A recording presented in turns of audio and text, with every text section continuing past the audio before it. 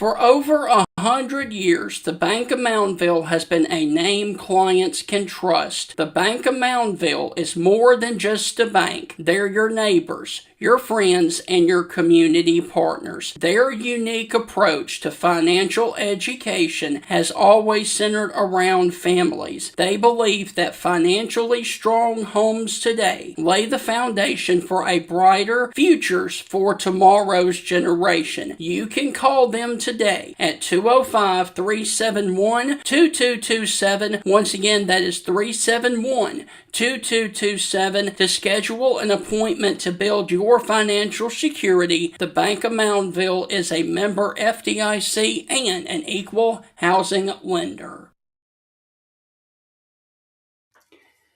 This is the Stingray Show, and coming up on this edition, we are going to be joined by a former head coach in Alabama and at North Carolina State who took Alabama to a very deep run in the NCAA Tournament. He is still relevant in the game of college basketball as he does predictions, and he is going to join us on this edition of the Stingray Show to discuss March Madness and the tournament that begins tomorrow that is known as the NCAA Tournament. Mark Gottfried is on deck to join us right now on this edition of the Stingray Show. Hi, this is Tim Brando with a reminder. Look out, you're about to feel the buzz of Stingray.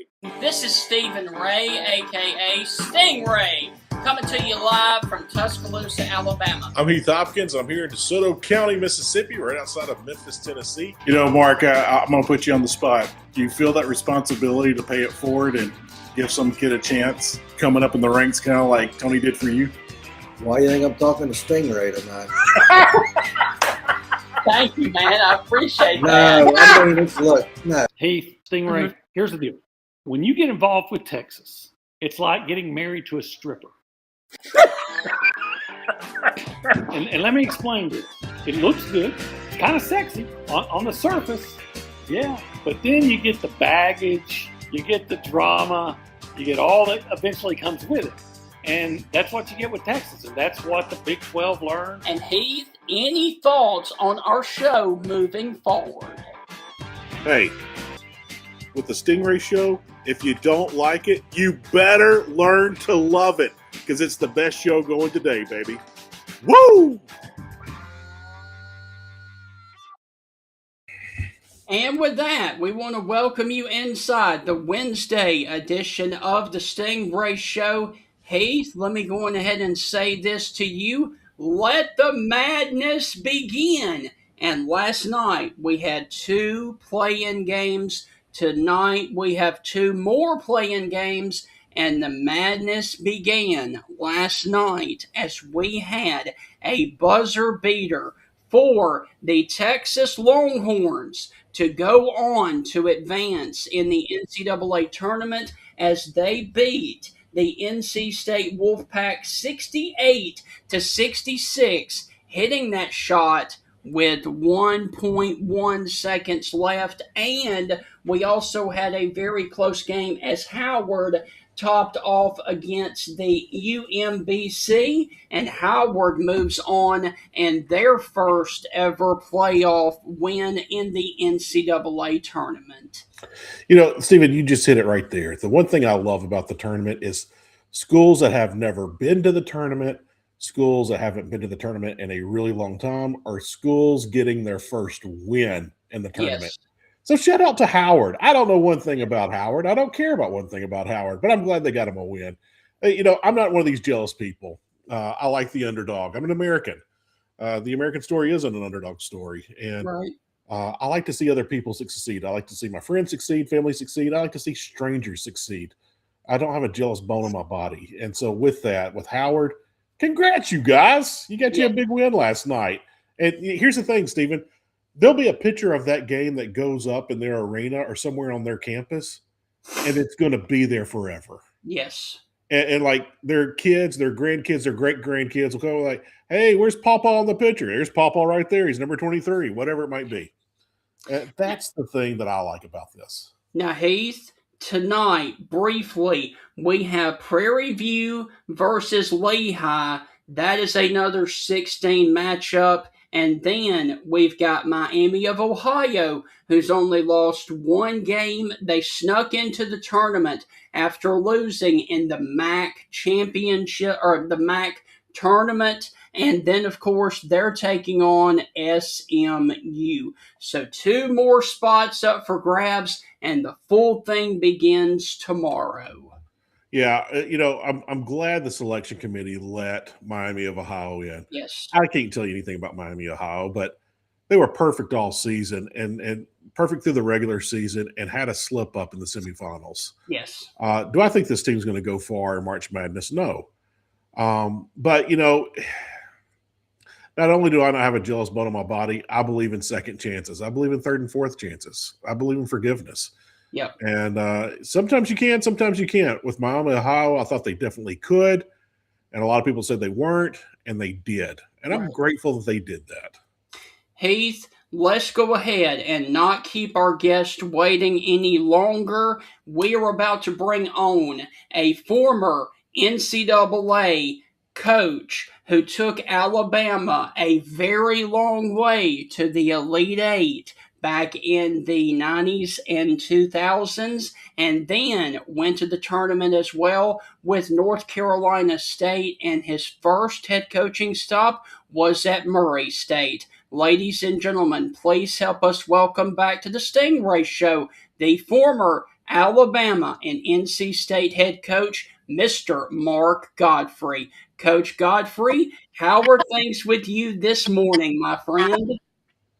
It's always good. I'm excited. This is the best time of the year. We got the greatest show on earth cranked up and ready to go, the NCAA Tournament. So this is a fun time. Coach, briefly, I have to ask you, you posted something yesterday that was absolutely dynamic. You had a sit-down interview on your show with a guy who you used to go neck and neck with battling in basketball, Rick Stansberry. What was that interview like? Because you guys didn't like each other for a little bit, right? Well, I'm going to say that's an understatement right there.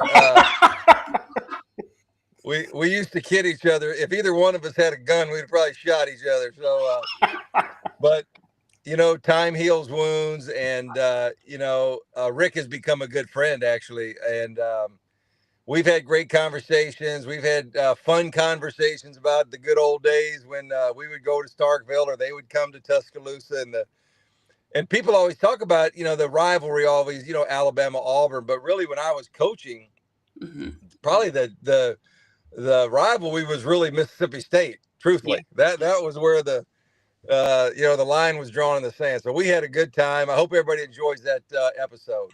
Okay.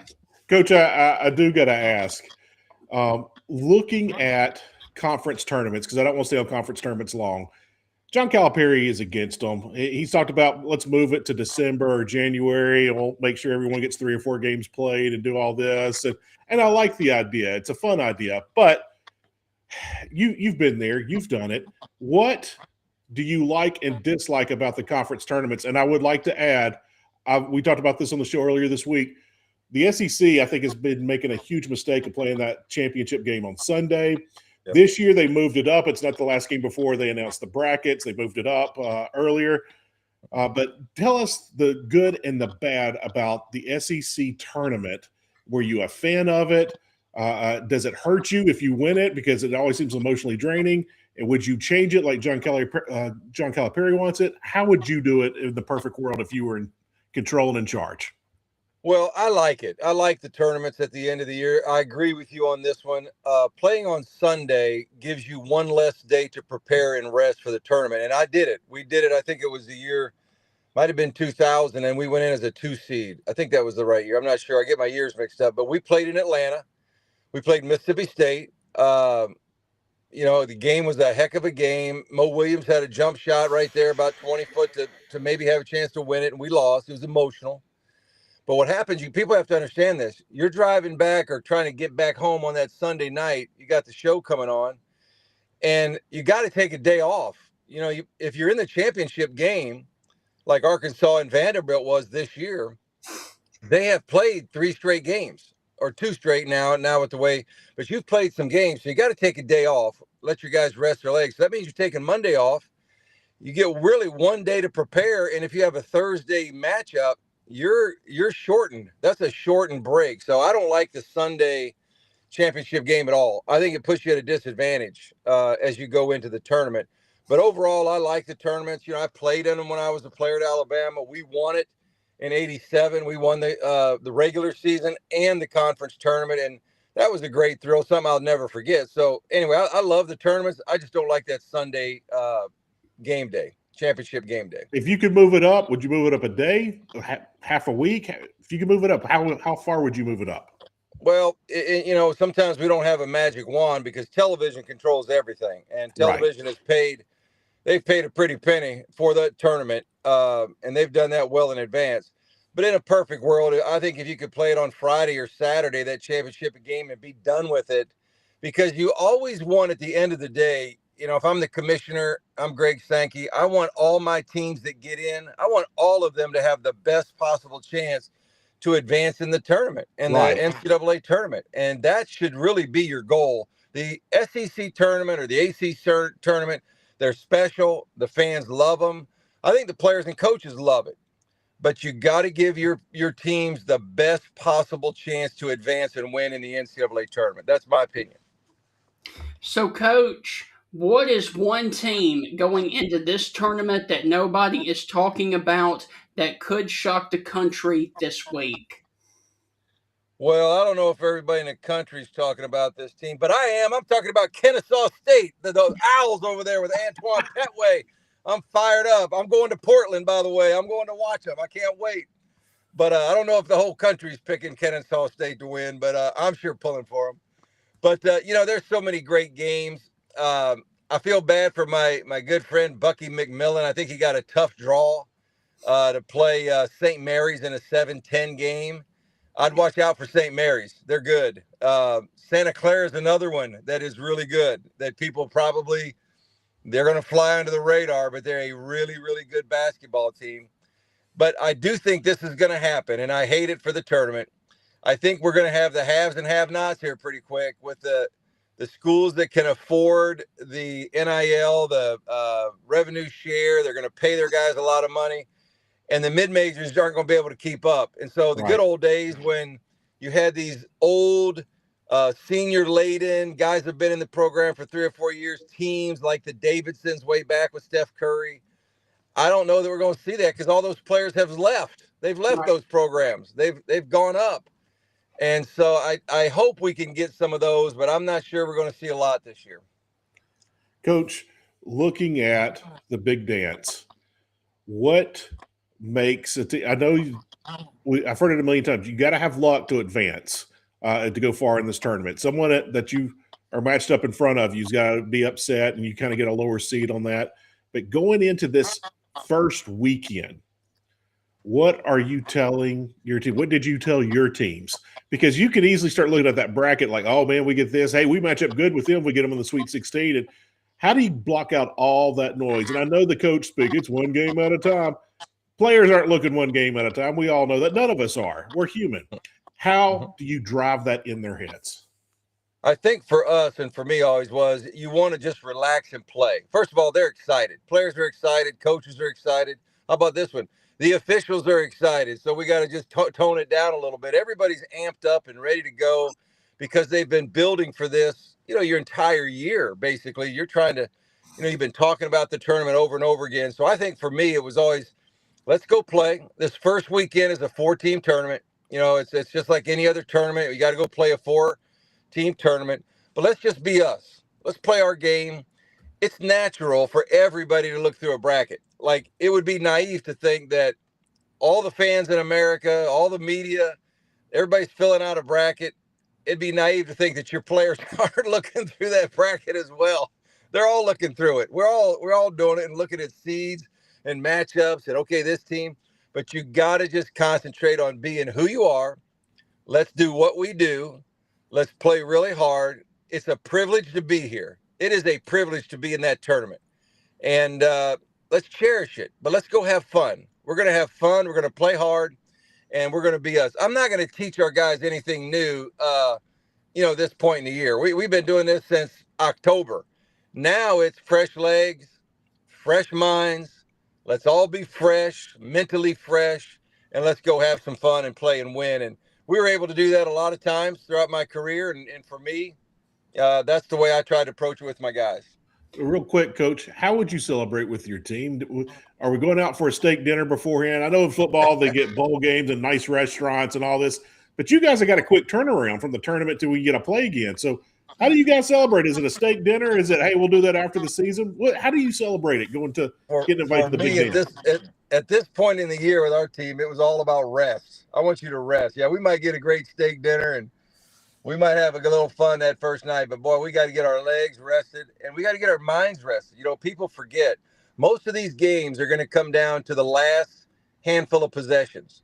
And you're talking about close games that will be decided in the 37th or 38th minute of a game. Guys are tired then. And what I always wanted was I wanted my players to be fresh or fresher than that other team in those last 3 or 4 minutes of the game. That's what I wanted.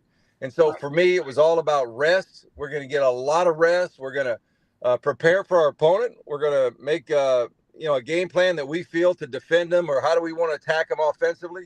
But after that, guys, it's about getting rest and making sure that we're mentally ready to play late in games, not at the beginning of the games. I'm talking about the end of games. That's when we have to be good. Coach, who, in your opinion, is the most dangerous team in the entire field right now? I think if Duke is healthy and they get all their guys back, they're going to be hard to beat. I've been on a number of shows, and this has kind of been my mantra. I think there are 3 of the 4 number 1 seeds that have I don't want to say an easier route, but I don't think they're going to get knocked off. I think Duke and Michigan and Florida. I just don't see anybody, maybe Houston if they play Florida in an Elite 8 game. But I like those 3. The one team of the 4s that makes me a little nervous is Arizona. I think they're really good, real good. But they are relying on 3 freshmen. I think their bracket is tough. I think Purdue is a 2 seed. I think Gonzaga's in there as a 3 seed. Right. Arkansas, the way that little guy's playing A-Cuff in there. Yeah. So that bracket to me is a little bit more up for grabs. But the other ones, I just don't see. I see Duke and Florida and Michigan all kind of getting through there as 1 seeds.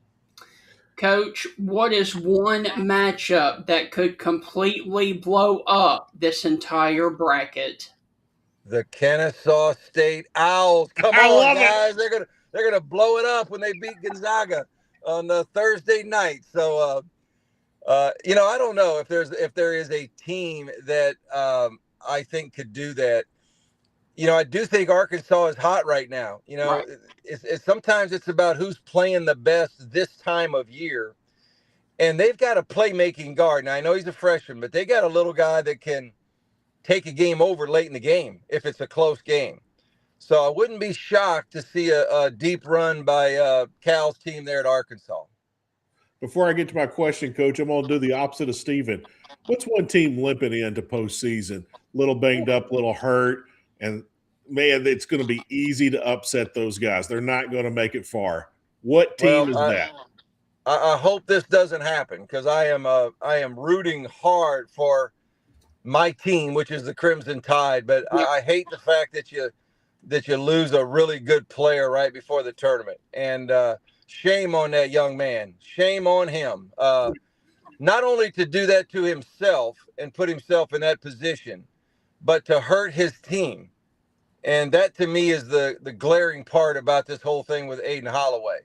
I'm disappointed for him in the decisions he made, but I'm disappointed because it's selfish, period. End of story. Yeah. You can look at it any which way you want to look at it. We can love on the kid, and we've all got children, and children make mistakes. But that was a selfish one. And potentially, I hope not, he's put Alabama in that what we would call kind of limping in. I mean, he's a second leading scorer. He's a really good player. And it just changes everything. It changes the rotation, who's coming in the game, who starts. It changes my substitution pattern. It changes everything. And so that's a team. I hope it doesn't happen. But when you lose a guy like that, that can put you in that position where you are kind of limping in a little bit. Hopefully they can overcome that. Coach, I had my question lined up. I'm going to save it here for a second. You've been in that situation when players get in trouble. And, we can make excuses for things and try to right it all we can, but accountability is what it is. You said it best. We all have children. We got kids. And I had to get on to my 7-year-old last night at baseball practice acting up. He talked smart back to the coach, and I'm the coach. And I told him, I'm going to whip you in front of God and everybody if you ever do that again. I said it loud so everybody heard it. I sent the message, and he got it too. But with that being said, how do you handle these situations? I mean, I was hearing people talk about it. It's like, oh, he's a young man. He's never had money. He's just out trying to hustle. He's trying to make a little extra money. I'm like, you can go to jail by doing that kind of hustle. Like, delivering pizzas is hustling. Ubering is hustling. Selling weed is illegal. So, Coach, how do you handle these things if it's one-on-one? Well, let's just say it's me that I got busted for selling 2 pounds of weed and I'm arrested. And I'm sitting in your office. What are you telling me other than I'm stupid? Well, number one, it's just so disappointing. Like, I would be disappointed in that young man. That's the first thing, because coaching is a lot like parenting. They're the similarities between coaching and parenting. Those are parallels. They run the same time, the same way together. So we do have an obligation as the adult in the room to try to teach a young man a lesson. And sometimes those are hard. Those are hard to do. We all want our best players to play. Let's be real honest. I don't care who's coaching out there, and we all want that. But at the same time, you have to balance what's best for the young man and then what's best for your program, moving forward, because all eyes are on your program. And when I say all eyes, I'm talking about future recruits, parents, coaches. Everybody's watching. Everybody, and they're paying attention, and they're waiting to see, what is going to happen. What is your stance as a coach?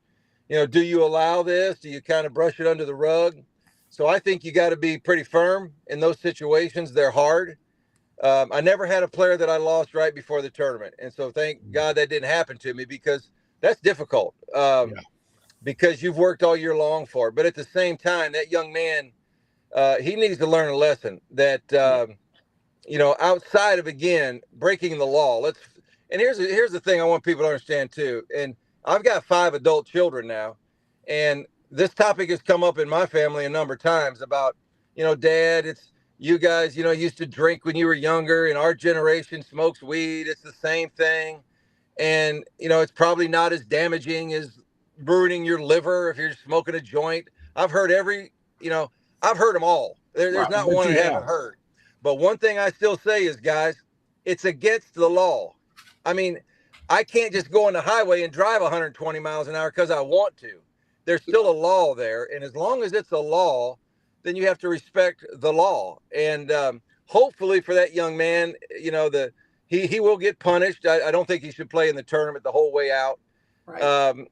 At the same time, he's done a disservice to his team and his school and the coaches. Think of how hard everybody has worked all year long to get to this situation right now. And, we all make bad decisions. I've made a lot of them in my life. Trust me. Most of them are quite public, but I own them. They're my mistakes. I paid a penalty. It cost me, and life moves on. But I had to learn those lessons sometimes the hardest way. And it's not fun. And I think that young man probably needs to learn that as well. A quick follow-up before we get to Stephen's question. As a player, Coach, and you played the game, you played at the college level. As a player, if something like this happens, how hard is it on the team? What is the thought process, the mindset of, man, we're losing one of our better players, and we're getting ready to go to the tournament? What are they thinking? Well, I can't get in their minds, but the guys that I've coached, the locker rooms I've been, and even as a player, my first reaction would be, I'm going to take you outside and I'm going to kick your ass. I'm Right. angry at you. I'm mad. I'm disappointed. Like, I'm really going to say, what the F are you thinking, man? Like, what are Right. you doing? Like, that's my first reaction.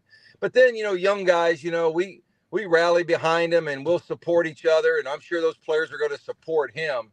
But at the same time, and again, I hope they can overcome it and roll through and win. I'm rooting for Alabama. I always do. I love Nate. He's been great to me. The players, Greg Burns, been more than unbelievable to me. So I'm rooting for all those guys.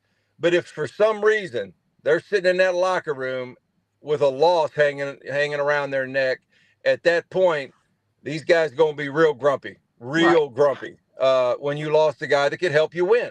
Yes. Period. And that's just part of life. Coach, speaking of Alabama and this team, outside of the Holloway discussion, what is the biggest key for Alabama to make a deep run in this tournament? Here it is for me. I think when Alabama plays their game, when they're really in a groove and they're penetrating and pitching and finding 3-point shooters, and they get 30, or I don't know, that I'm not as big of an analytic guy, but they're shooting a lot of threes, maybe over 30 in a game. I think they're dangerous, and I think they could probably beat anybody if they had Holloway. Now, maybe they still can. I think for them, and I think what Ole Miss did was they took all that away. They took away their ability to penetrate pitch. They stayed attached to shooters. They made Alabama make a lot of tough twos. I've heard Nate talk about it. In one game we scored 60 points in the paint, and they have, but that's not really their game. That's not really who they are.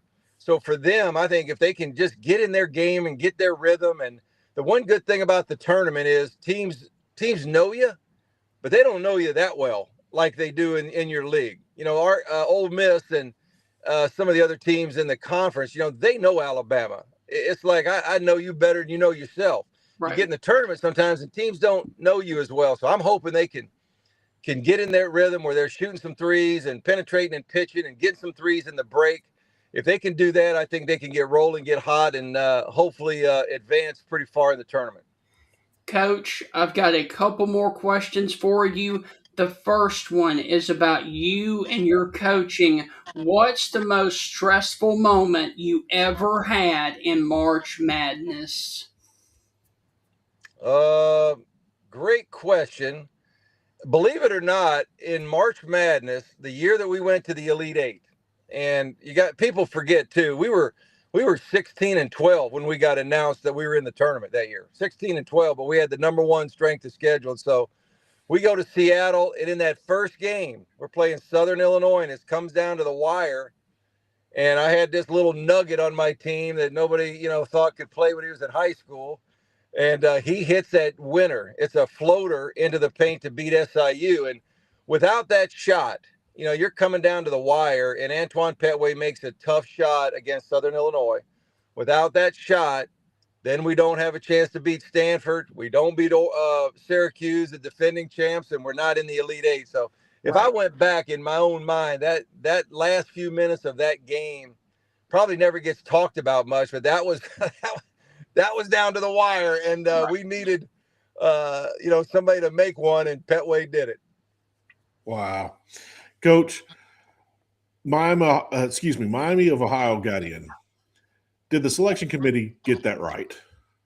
I think they did, and here's why. I like the fact they were undefeated. I heard what you said earlier, and I respect, what you said about second and third and fourth chances. And by the way, I needed a few of them in my life too. But anyway, don't we all, Coach? But here's what I would say: when they didn't make it to the conference championship game, that made me stop and think for a minute. Like, okay, I understand you're undefeated, and you hadn't really beat, the quad ones. You really hadn't beat all the top teams. But now I got to scratch my head a little bit when they lost and didn't make the championship game. But I thought the teams that we kind of say are on the bubble, like Auburn, and I'm not picking on them. I love Steven. Bruce is a friend, and I know they had quality wins. But some of those quality wins, they're built into their schedule too. Like, they didn't have to go out and schedule Florida on the road. That's just built in. And so we at the Power 4 levels, we get the advantage of that. We get the advantage that our schedule is it's made for us through the league, and we have opportunities to win games. But I thought the teams on the bubble this year were really not deserving. When we start talking about putting teams in the tournament that have 16, 18 losses, but they played in the power conference, I'm not a fan of that either. Right. So I do think at the end of the day, they got it right. I think Miami benefited from a weak bubble, but I know they were sweating when they lost that game. I think it was in the quarterfinals, might be semis, but quarters or semis. But by not getting to that championship game, I think that put them in a tough spot. But I am glad they got in. Coach, my final thing for you, it's a two-part question. Give us your Final Four. And last year, the Florida Gators cut down the nets. Who do you have cutting them down as the national champions this year in March Madness? I'm going to say Duke and Michigan and Florida are going to get there. I'm going to pick. I think Arkansas might make a run. I really do. Okay. That's what I was getting ready to ask. I just like their team. I think their big guys are underrated too. By the way, I think those guys outside of A-Cup, those guys are underrated. They're pretty good players. But at the end of the day, I think Michigan wins the national championship. Okay. I like their team. I love that kid. I never can pronounce his name right. He's the player of the year in the league. He's got a funny last name.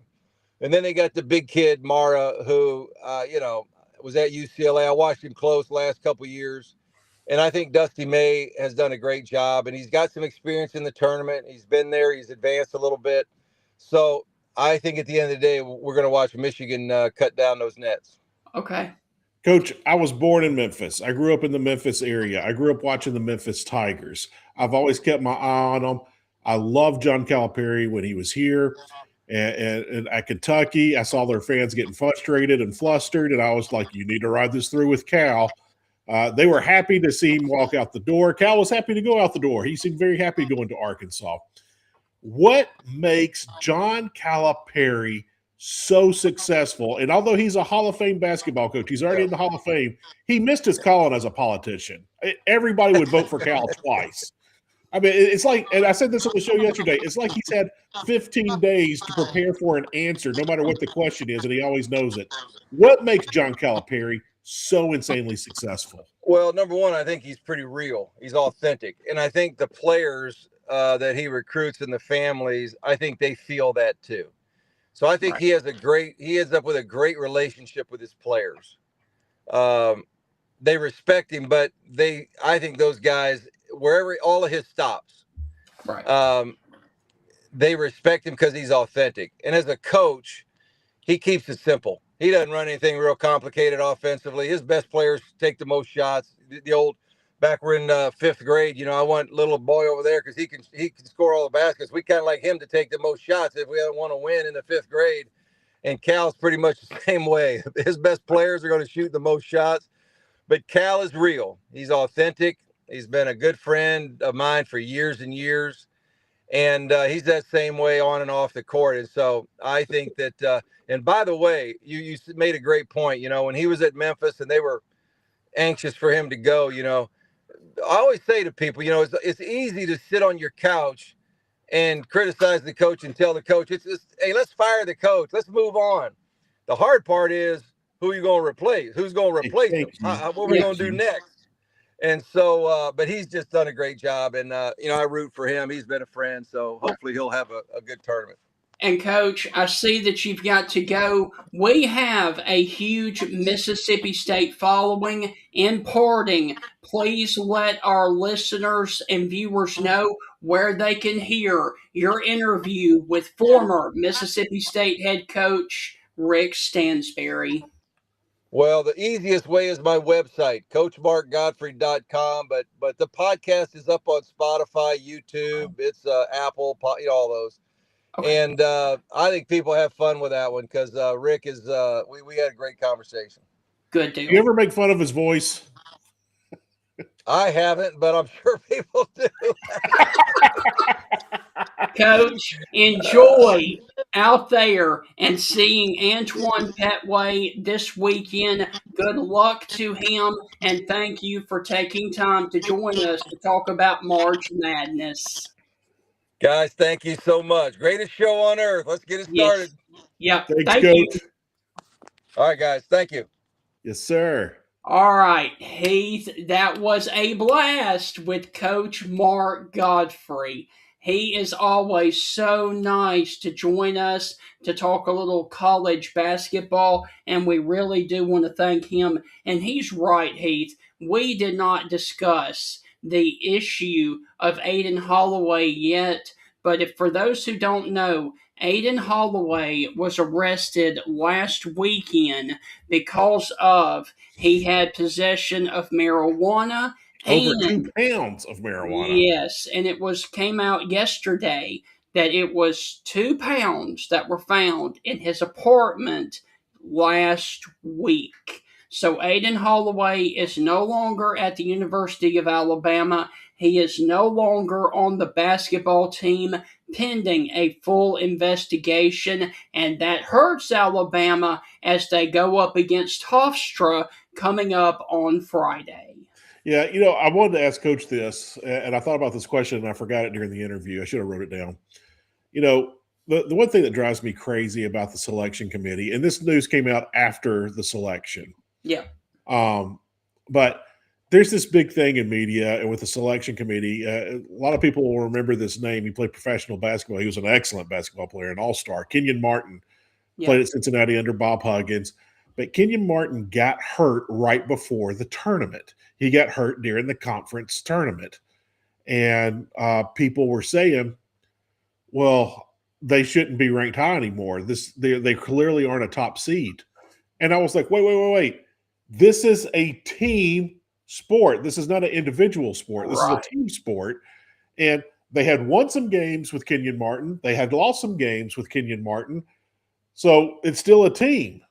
Now, are they a better team with Kenyon Martin? Yes. Are they a worse team without him? Yes. But you can't sit there and say, like, well, if Alabama had all of its starters, it would be a playoff team. If we had our starting quarterback, we would be a playoff team if your starting quarterback is hurt for 3 games during the season. You can't say that. Your record is your record. Your record is who you are.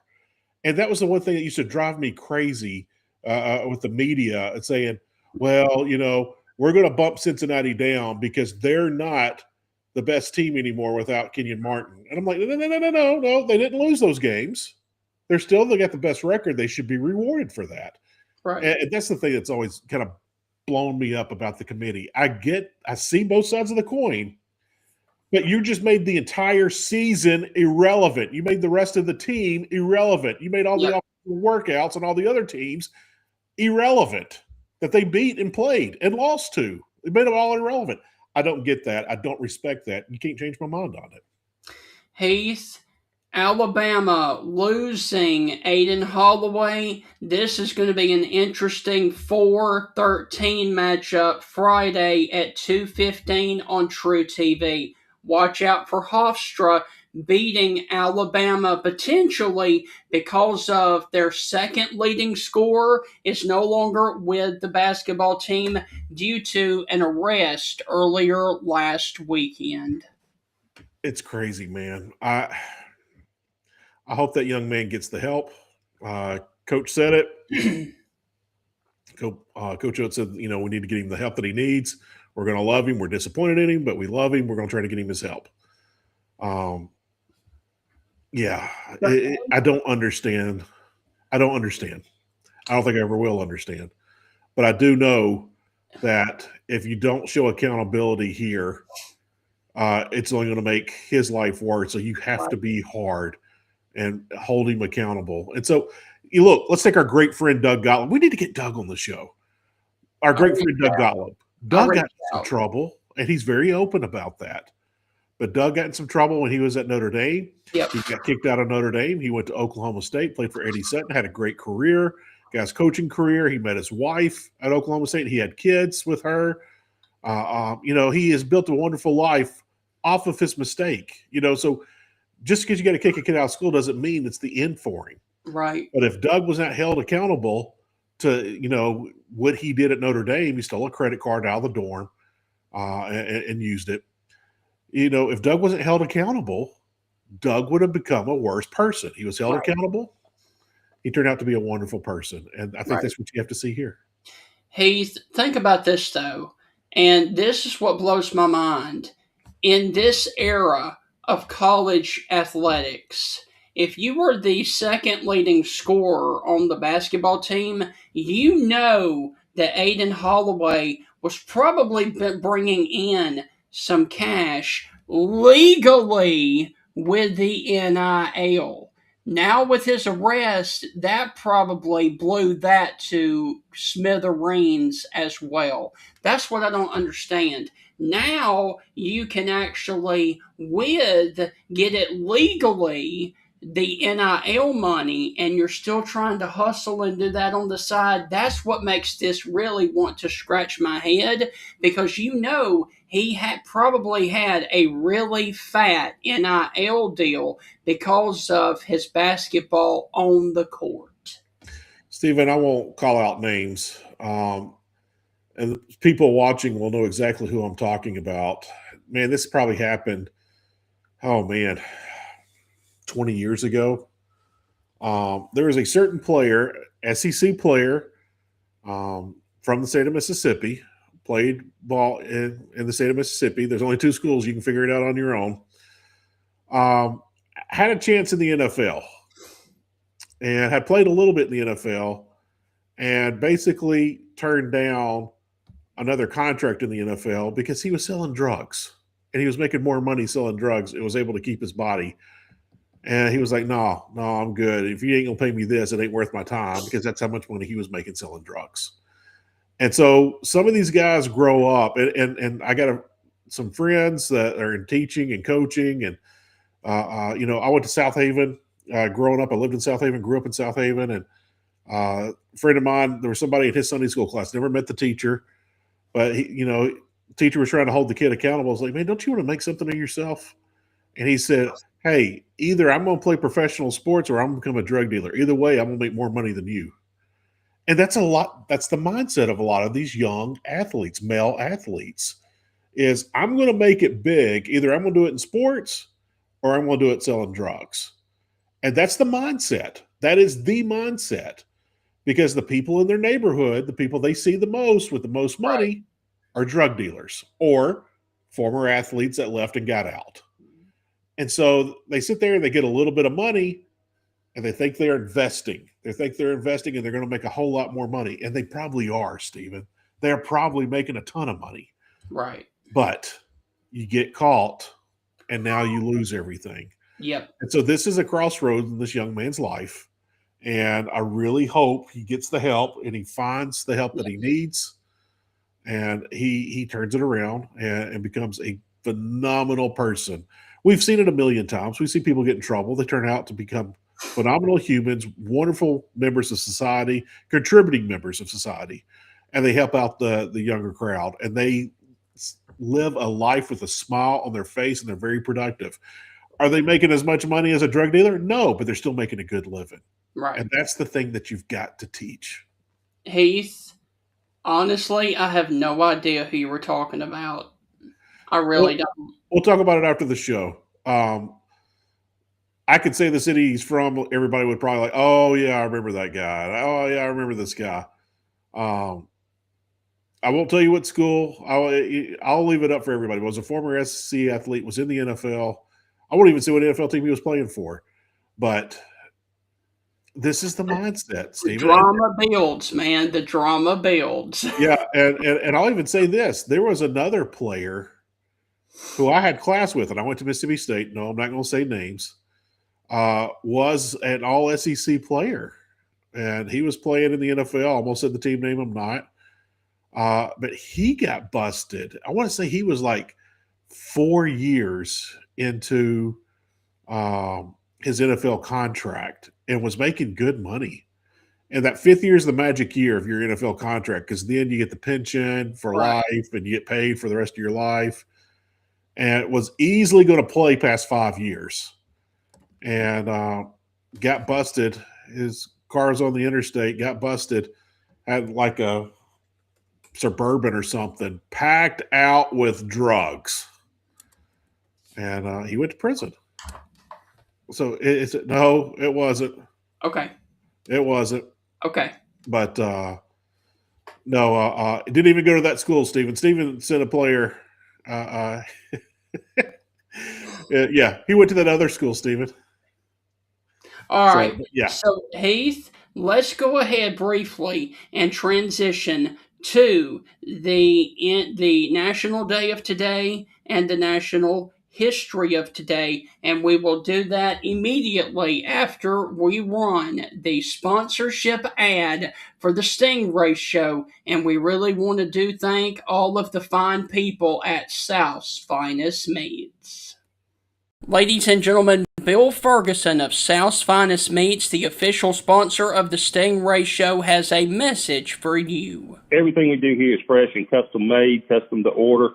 I tell people when they come in, if you don't see what you like, ask somebody. We've got the capability to process it, make it. If you want a different blend of hamburger meat, we'll do your brisket blend. We'll do your chuck blend. We'll do your sirloin blend. We do all that right here. We are a butcher shop. It's what we do. So please don't be afraid to ask if you don't see what you like. We can make you any size patty you want. We can make you any amount you want. People call me and say, well, how many patties come in the box? Well, ma'am, how many would you like in a box? You want 12, we'll put 12. You want 25, we'll put 25. That's just one of the many things that South's Finest Meats has to offer, the official butcher shop of the Stingray Show.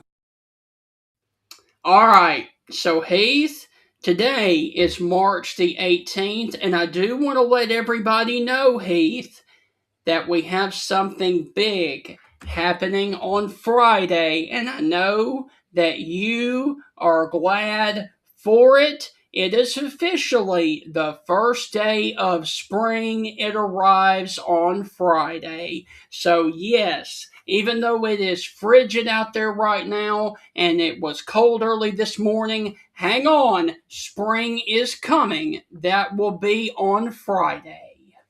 Yeah, and here's the thing, Stephen. We still got that cold weekend in April coming. We know that's coming. At least one cold weekend, but as we do every single year. But we're getting closer to what we all like. And if you were those people, that I like flannel and my pumpkin spice donuts and coffee and brake pads and whatever else, go seek mental help and up your meds. Okay? No, not going there, man. Come on. Yeah, I will. No one likes it cold and miserable. What are you, a communist? Yeah, no. We like sunshine. We like tank tops. We like flip flops.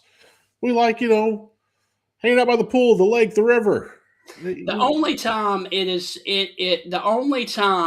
fitting to get cold, Heath, is around Christmas, because that will get you in the Christmas spirit. Outside of that, give me warmth. I don't know, Stephen. It was warm this Christmas. Matter of fact, it was so warm. It was in the 70s. Yeah. That we literally left my back door, my front door, as I'm sitting here in my house. We had them both open. We made all these fun snacks and goodies, and we told all the neighbors, because we got like 1 million kids in our cove, all these great families. And we just said, everybody, kids included, we're leaving the doors open. Come in and come have snacks and sit down with us and just whatever. And we just left the door open and let everyone walk in and out of the house for like 6 hours. It was wonderful. Right. I'll take that Christmas over like cold and everything else. Like, I don't get me wrong. We all love Christmas. I'm okay if it snows on Christmas. I've never had a white Christmas. I wouldn't mind. I'd love to see that. I'd rather take 75 degrees and the doors open and all the neighbors and the kids riding their new bikes and everything that Santa brought them. I'd rather have that than flannel and pumpkin spice and apple cider. Forget that apple cider. Give me lemonade. All right. Heath, I know that a lot of people love this next thing that I'm going to talk about, but I personally have never had one, and I don't intend to. Today is March the 18th, and today is National Sloppy Joe Day. You never had a sloppy Joe? No. What? Nope. How are you alive? What did your mom make when you were a kid? Grilled cheese, cream of wheat. I mean, you name it, man. Your Not mom never made sloppy Joe, Joes? though. What? Nope. Oh my gosh. You ever had a manwich? Manwich is a sloppy Joe. No. What? Nope. David. If I'm going to have a ground beef and a hamburger, I'm going to go for the real thing, not Sloppy Joe's, man. Come on. Oh, Steven, I don't know, man. Sloppy Joe's kind of a rite of passage. This is okay. Now, this is why I know of all the things in your life that's wrong. Now I know where it's pointed back to. You missed out on Sloppy Joe's as a kid. Yeah. I mean, what about school? Did y'all not have Sloppy Joe's at school? No. What? Nope. What? Steven, how are you alive? I don't know. Oh my gosh. This is insane. Right. All right, Steven. This spring or this summer, get in the car, drive to Key West, Mm-hmm. and go to Sloppy Joe's. Okay. And eat you a Sloppy Joe. It will not be the best meal you ever had in your life. It won't. But then it'll be your rite of passage. And you get you a nice, cool shirt. They got some cool shirts down there at Sloppy Joe's. That is the bar that Ernest Hemingway hung out the most in. So a very, very famous establishment there in Key West. All right, Heath. I hope all is well. And we are about to get to the birthdays of today. And today is the birthday of a country music legend and one of the most successful country music artists in country music. And I don't know if you knew this or not, Heath, but he also had a baseball career there in the city of Memphis. Who am I talking about? It's a country music singer? Yes. When was he born?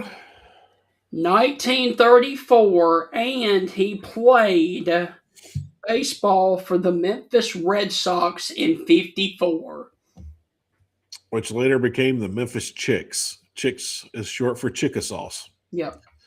With the Chickasaw Indian tribe here. But the Memphis Chicks, still love the Chicks. Still one of the coolest logos ever. I don't know. Who was it? You've got to kiss an angel good morning. Get out. Yes, Charlie Pride. Charlie Pride played for the Memphis Red Sox. In 1954. Charlie Pride's no longer with us, is he? 2020. Yeah. COVID. Stupid COVID. Yep. Yep, I thought you would find that real interesting. That I love Charlie Pride in your backyard. Oh yeah, I love Charlie Pride. The Memphis, that was, they played back at the old Rosewood Ballpark. It was the all wooden stadium, and then it burned down. Yep. But yeah, wow. I bet you played at Gagliano Field. I played a lot of baseball at Gagliano. The old Negro leagues and things played at Gagliano back in the day as well. And so, yeah, wonderful baseball history here in Memphis. And I never knew Charlie Pride, who I love, was part of it. That makes me happy. All right. It is also the birthday of another major figure who is still with us, who is the front man and singer for Maroon 5, Adam Levine. Is he ever? I've always wondered this. Is he related to Avril Lavigne? Are they like cousins or brother and sister or anything? Do you have any idea? I love me some Avril Lavigne, man. She crazy, but I love her. Right. Adam Levine, yeah, I mean, Maroon 5's cool. I don't hate them. I don't love them. They're all right. If you gave me free tickets to a concert, I might go, depending on what I got going on that night and how tired I am. Right. But I'm not like looking up their tour schedule and like, oh, they're coming to town. I'm going to go buy a ticket. Like, yeah, that's not happening. All right.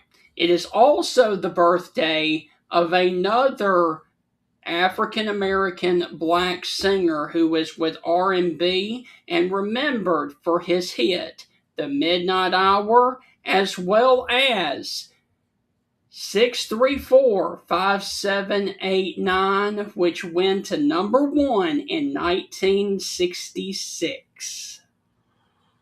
What was that first song you said? In the Midnight Hour.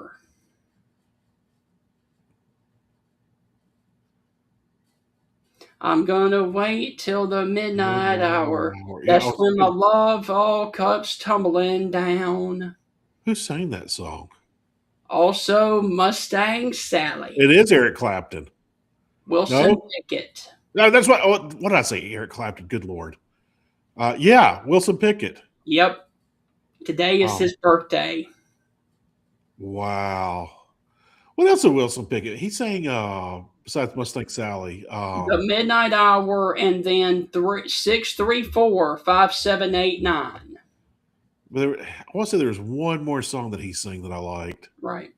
And I can't think of it. Yeah, that was the original 8675309 back in the day. So, wow. Wilson Pickett. I have no idea why my brain just spurted out Eric Clapton. Eric Clapton. I know. I was like, what? That's the most random thing I've ever said on the show. Oh, yeah. Eric Clapton. I'm like, what? I kind of said that to myself too, Steven. I was like, where did that come from? Actually, I do know where that came from. I was listening to some Eric Clapton yesterday, and I woke up this morning and I was listening to some stuff, and I was getting ready to read something about him, and I got interrupted. And if I remember, I'll go back to read that later on today. But there you go. It is also the birthday of a singer, actress, and first Black Miss America who, unfortunately, a year afterwards had to give it back because there was a story that came out in the magazine that said that she was going to pose nude with other women. She is known for her role in the Johnson Family Vacation with Cedric the Entertainer, none other than Vanessa Williams. I was in grade school when all that was going down. I remember that. I remember the night my mom and my sister used to love watching pageants when I was a kid. So if there was a pageant on that night, that was back when you only had like one TV in the house, and you only had 3 or 4 channels on the TV set because we didn't have cable when I was a kid. So if the president was on, your night was shot because he was on all the stations. But if that pageant was on, I knew I could not talk my mom out of it or my sister. Right. I just have to sit there and, all right, it's this or stare at the wall. But, but yeah, I remember when she won that pageant, and I remember that controversy a year later. That was a massive, massive media frenzy, man. Oh yeah, that was crazy. It was massive when she won. It was massive when they took it away. But yeah, hey, once again, Steven, having a setback happen in your life and you still overcome it and go on to great things. Vanessa Williams did that, just like our good friend Doug Gottlieb that's been on the show. Yeah, and we're hoping that one certain basketball player from the University of Alabama who's no longer on the basketball team because of 2 pounds of weed, hopefully he figures that out too. All right, and finally, Heath, another great birthday of an actress, a rapper, a producer, and a cultural icon, famous for and most known for her role in Taxi, Queen Latifah. Yeah, well, you said actress and rapper. I was like, he's got to be talking about Queen Latifah. Yep. Yeah, I got that one right. Yeah. I spurred the right thing out on that one. Queen Latifah, man. I'm trying to think. She had some fun songs back in the day. I wasn't like a huge Queen Latifah fan, but I remember she got respect from men in the rap game early on. Yeah. There were some other female rappers that didn't really stick around long. They were a flash in the pan, but she got it. And I'll say this about Queen Latifah: she's like the male version of Ice-T and LL Cool J. Yeah. She took that and she got her hustle on. She went from the rap game. She got into acting. She's been able to keep that up. Mad props. America, the land of opportunity, man. You got to love it. And you know what she didn't do? Sell 2 pounds of weed and get caught with it. Yeah. All right, Heath, let's go to the national history of today. And I'm just going to run through this one. Wells Fargo is founded on this day back in 1852. Wow. You know, and they delivered mail. They were kind of like the first FedEx, and they did banking services and telegrams, and they did a lot of things. Yeah. And they grew the bank business. Wells Fargo at one time was one of the biggest banks in the world. I don't know if they still are or not. I also know they've been in a lot of trouble over the last few years too, is getting caught with making up accounts and putting so much pressure on their employees to create new accounts. And they kind of got busted for some of that. Right. All right, Heath, we got two weather things because I'm a meteorologist. Can you believe that the first hail insurance law only came into effect in 1911? Huh. I would have thought it'd have been a long time before that, man.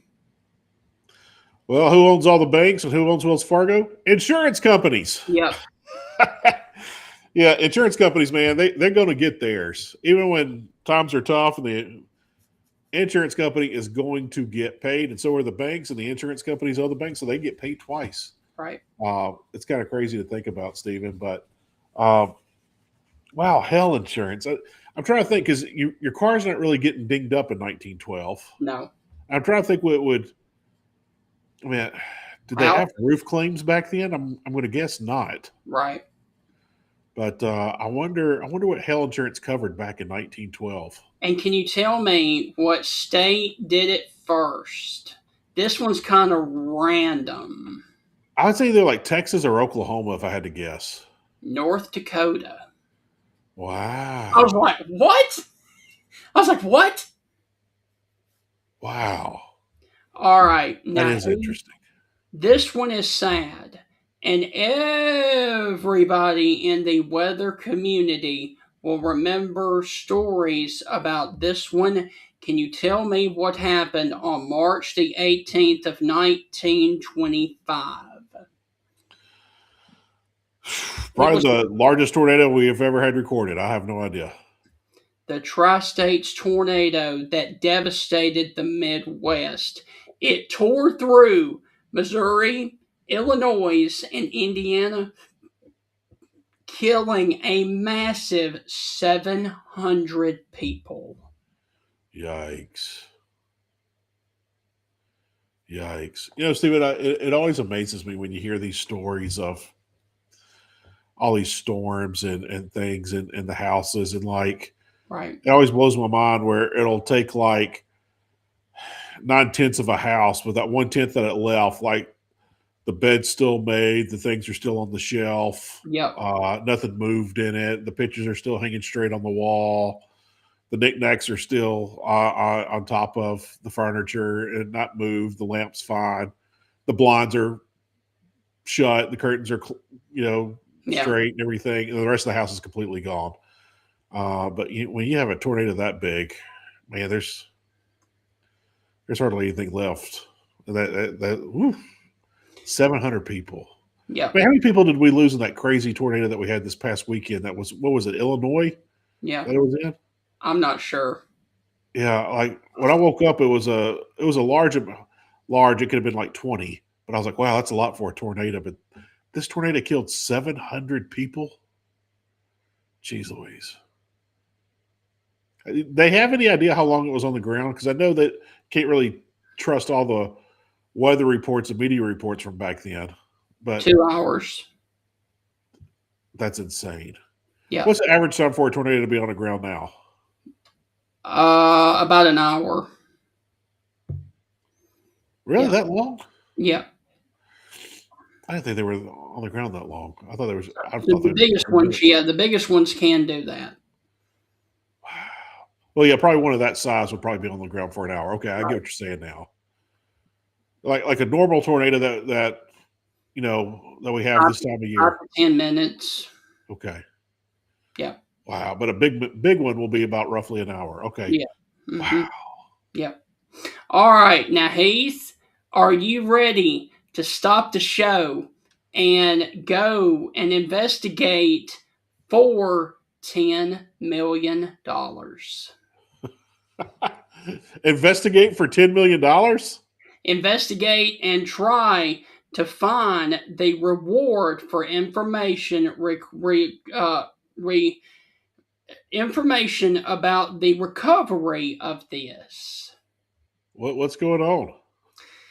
In 1990, on this day, the largest art theft in the United States happened. Now get this.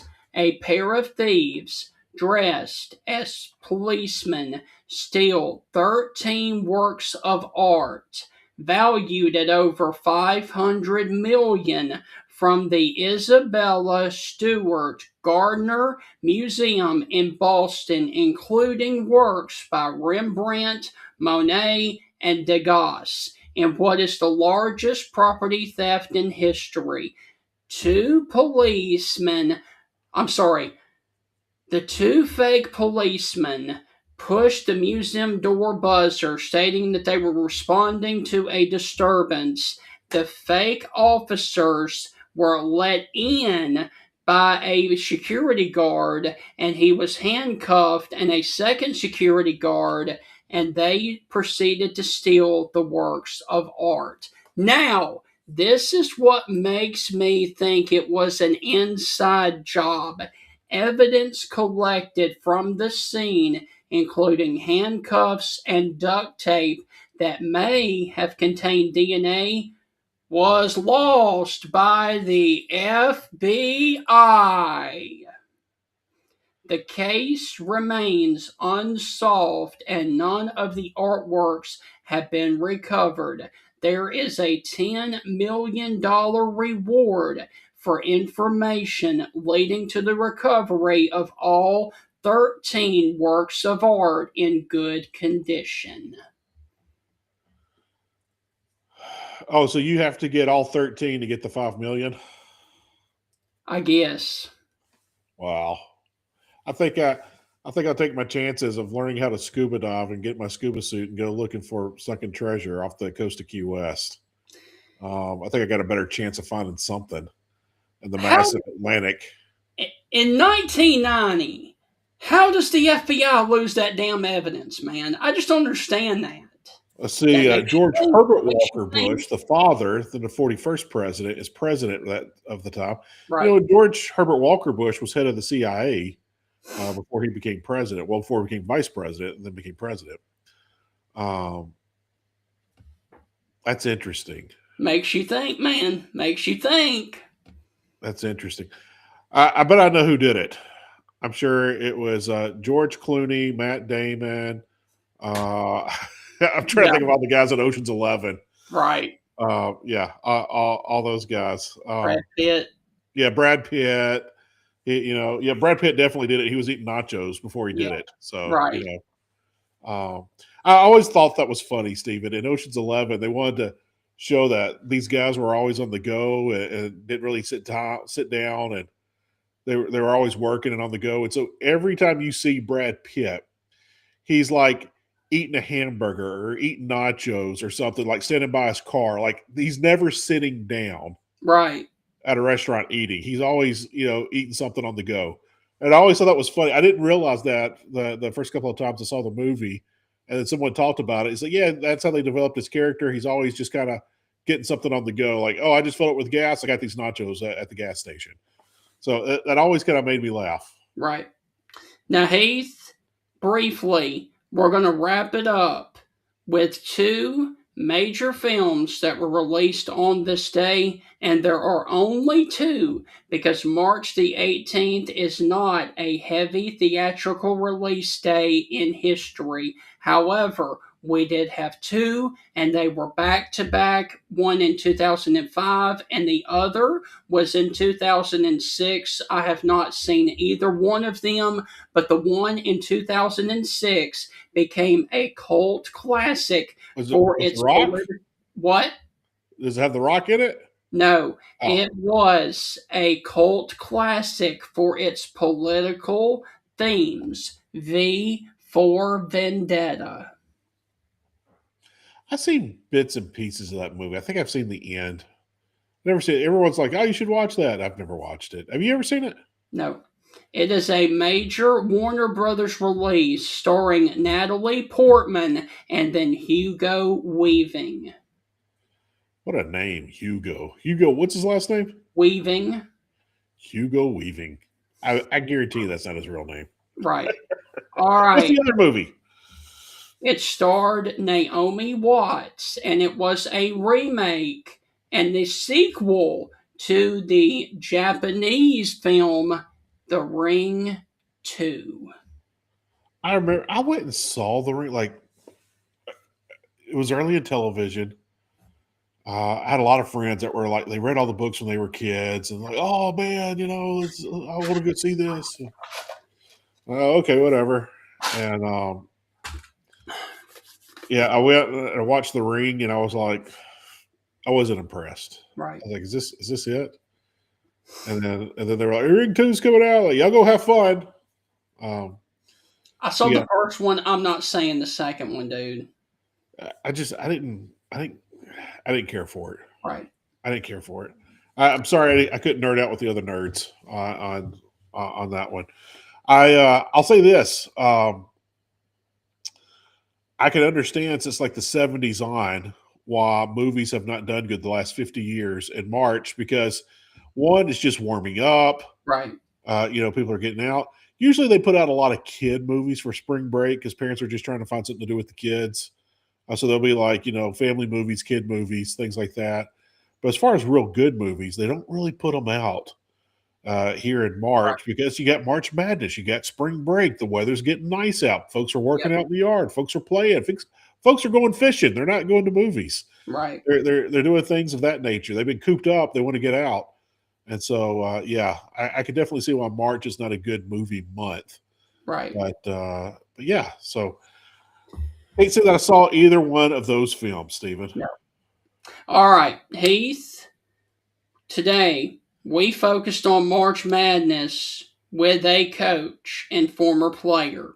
Tomorrow, before the tournament begins, we are going to focus on the NCAA Tournament with a broadcaster, as Tim Brando has confirmed he is joining us tomorrow at 9 a.m. to go over his Final Four and his bracket. So save your brackets and turn them in tomorrow after the Stingray Show because we had a basketball coach and a basketball player today in Mark Gottfried. And tomorrow we're going to hear the breakdown from a broadcaster of Tim Brando. Hey, Stephen. Let's see. We're just going to run through SEC teams. That's all we're going to do real quick. Arkansas, Hawaii, who do you like? Arkansas. Texas, BYU. Give me BYU.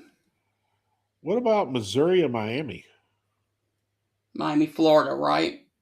Yeah, Miami, Florida. Miami. What do you like between Georgia and St. Louis? Georgia. Alabama and Hofstra? Hofstra. I think that's going to be a major upset right there. I'm with you. Tennessee and Miami of Ohio or SMU? Tennessee. And then Kentucky and the Gauchos of Santa Clara. I want to go Santa Clara. I think I am. I'm going Santa Clara on that one. And then Texas A&M and St. Mary's. I don't know. I got to think about that one. Is St. Mary's with Sister Jean? No. Who's Sister Jean with? I know it was a school out of Chicago. Yeah, it was out of Chicago. Man, St. Mary's is out on the West Coast, isn't it? Out there with Gonzaga? Maybe. I think so. Yeah, they are. St. Mary's is out there on the West Coast with Gonzaga.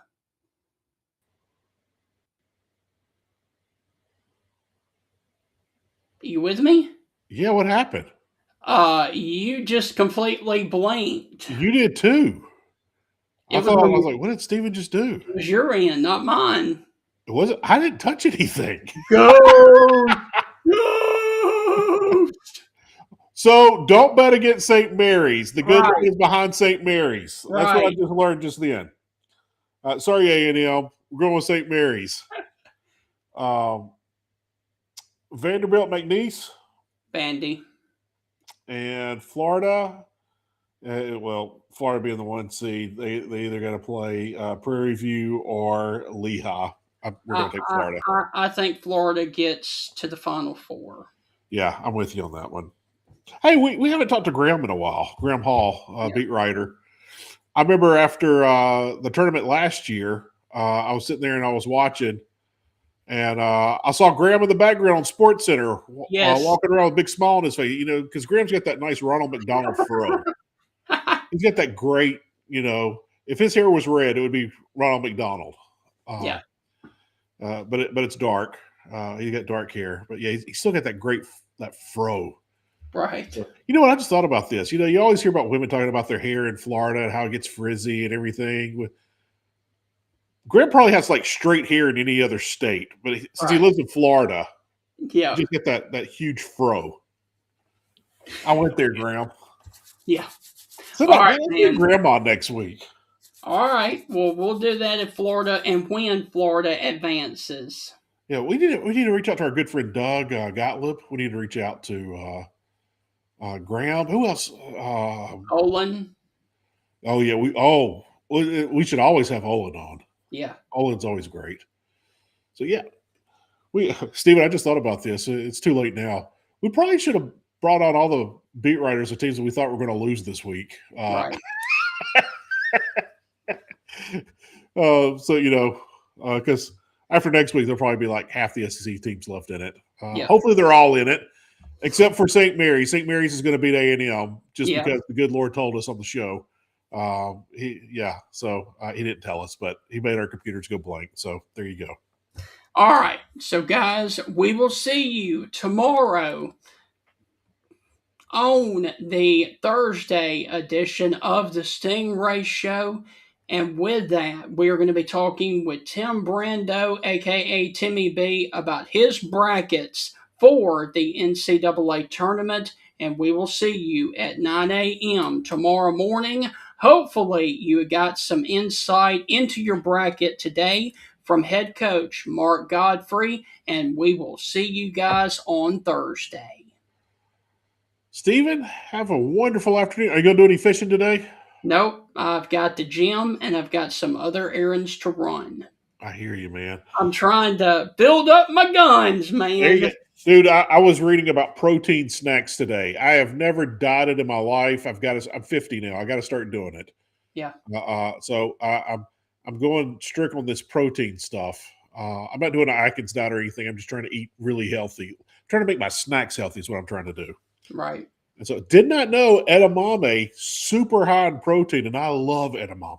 Right. So there you go. I was happy I could have beef jerky, edamame, and cheese. Like, what else do I need? I'm done. Beer. So, Beer. Turkey, hard-boiled eggs. So I was like, I could do that. I could do all those things. Chickpeas. I love chickpeas. All right, man. Well, we will see y'all tomorrow at 9 o'clock with Timmy B, Tim Brando, to continue about the hardwood of college basketball. And then on Friday, we take a trip to the Diamond and talk SEC baseball with Andy Cannizzaro. Hey, can't wait to see our good friend Timmy B, Coach Gottfried, Mark Gottfried that joined us today, former coach at Murray State, Alabama, and NC State. Thank you for joining us. It helped me with my bracket. And Stephen, thank you, man. Thank you for bringing me and everybody else along for the ride. And with that, sayonara, my good friend. Good Lord willing, we'll see you tomorrow. And finally, one more thing I've got to say. The final 2 spots for the field of the tournament is tonight. And so go and enjoy the college basketball tonight because the entire tournament starts tomorrow. Stephen, I'm giving you a choice to listen to one of 2 things. Wilson Pickett or Eric Clapton. Eric Clapton, man. Can't go wrong with a little rock and roll, buddy. Derek and the Dominoes. Sun's going to shine on my guitar someday. I might rock out to that here in a little bit. Yep. It's a new year, and now is the best time to review your insurance policies. With a helpful customer service team here to serve you in Alabama and over in Mississippi for all of your auto, home, life, and business insurance needs, call the Jeff Nee Agency of Alpha Insurance to create a customized plan to protect your family's home and autos. You can stop by his office at 3428 McFarland Boulevard in Tuscaloosa, Alabama, or simply call 205-462-8192, or call the number on your screen right there. And remember, with Alpha Insurance, the more you protect it, the more you save. Reach out to the Jeff Nee Agency of Alpha today for all of your auto, home, life, and business insurance needs. For over 100 years, the Bank of Moundville has been a name clients can trust. The Bank of Moundville is more than just a bank. They're your neighbors, your friends, and your community partners. Their unique approach to financial education has always centered around families. They believe that financially strong homes today lay the foundation for a brighter futures for tomorrow's generation. You can call them today at 205-371-2227. Once again, that is 371-2227 to schedule an appointment to build your financial security. The Bank of Moundville is a member FDIC and an equal housing lender. Ladies and gentlemen, Bill Ferguson of South's Finest Meats, the official sponsor of the Stingray Show, has a message for you. Everything we do here is fresh and custom made, custom to order. I tell people when they come in, if you don't see what you like, ask somebody.